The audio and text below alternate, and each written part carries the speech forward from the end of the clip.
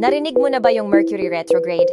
Siguro oo, kasi yan yung laging sinisisi kapag nagkakaaberya sa buhay.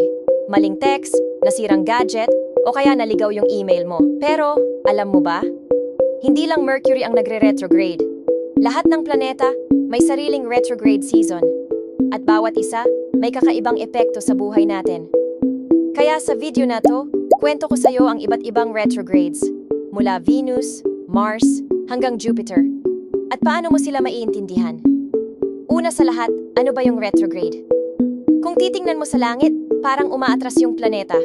Pero syempre, illusion lang yon kasi mas mabilis ang ikot natin dito sa Earth. Ang catch? Sa astrology, pag retrograde ang planeta, bumabagal o nagre-review yung energy na dala niya. Parang rewind mode. So, kung si Mercury in charge sa communication, pag retrograde siya, boom! Expect mo na ang delays, miscommunication, at mental fog. Ngayon, punta tayo kay Venus retrograde. Siya yung planeta ng love, beauty at pera. Pag nagre-retrograde si Venus, madalas lumalabas yung ex.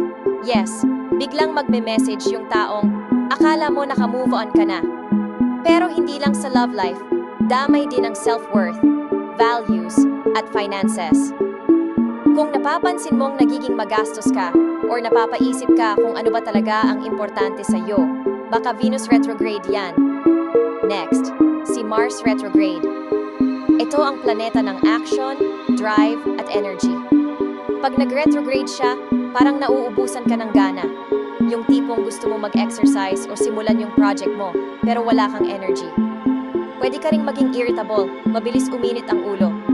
Lesson dito, mag-pause muna. Hindi laging go-go-go ang sagot. Kailangan mo din mag-recharge. Ngayon, punta tayo kay Jupiter retrograde. Siya ang planeta ng luck, expansion at wisdom. Kapag retrograde si Jupiter, parang tinatanong ka ng universe. Sigurado ka ba sa mga goals mo?